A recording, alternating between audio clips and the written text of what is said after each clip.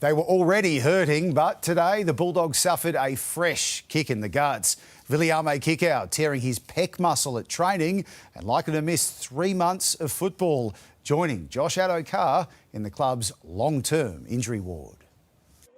Viliame Kikau's familiar smile was on show at Bulldogs training yesterday as he prepared for his return on Sunday. But once the cameras were turned off, disaster struck. Just got news through that Viliame Kikau has torn a pec muscle at training, so he'll be having surgery on Monday. Oh. Which is you the can't last take thing a trick. Yeah, no, well, it's football.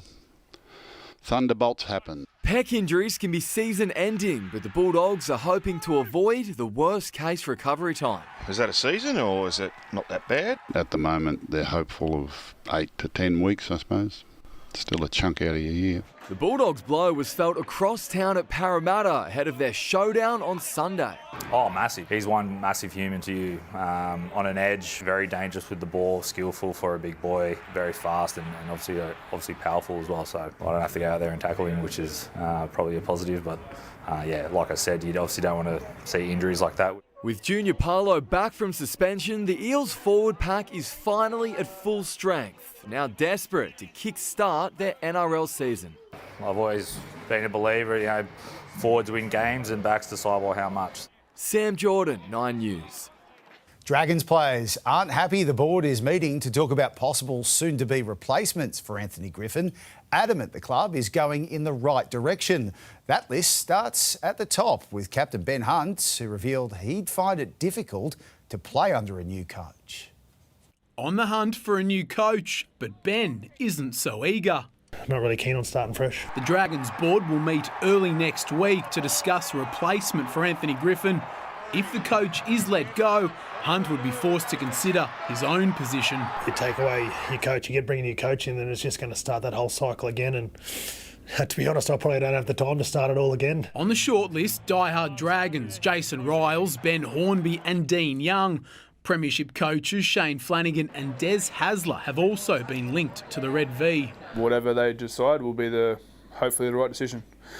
If they decide to keep Hook, if they decide to go in a different area, different direction, it is what it is. Moses Mbai played under Hasler for 4 years at the Bulldogs, including a run to the grand final. There's no one I respect more than Des Hasler, and just what he's done for me and what he's done for my family. And there's no doubt he's going to be back in the game at some point in some capacity, but yeah, whether it's now or later, I'm not sure. Jack Whiten and the Raiders await on Sunday, but Ben Hunt would be happy to play alongside him too. I'm not saying we should go get Jack, but he's definitely a guy I'd love to play with. I had some time with him in Aussie camp, and he's an absolute legend of a bloke, and he's a real competitor, and I think one of the premier players in the competition. Tom Murray, 9 News. Jason Demetriou has declared Wayne Bennett not only the best coach in rugby league history, but one of the greatest in Australian sport. Demetriou will face his former mentor for the first time when the Rabbitohs face the Dolphins in what has been a special week for the Foundation Club.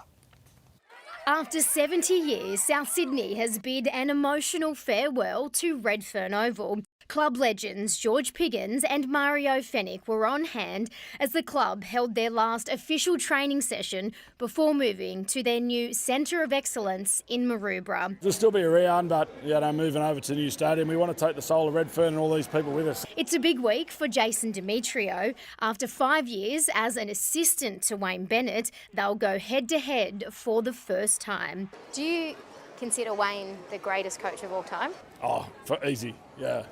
For me, it's not even close.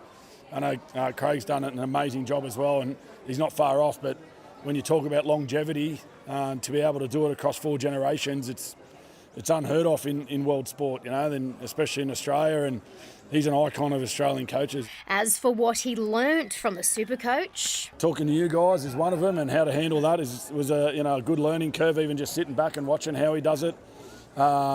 In the dark times as well, how composed he stays. And in typical Bennett fashion, he couldn't help but take a swipe at former club the Broncos, who chose not to give Demetriou a head coaching role. That's what the plan we had for the Broncos, but they didn't want to buy into that, so Jason could have been coach of the Broncos. Emma Lawrence, 9 News.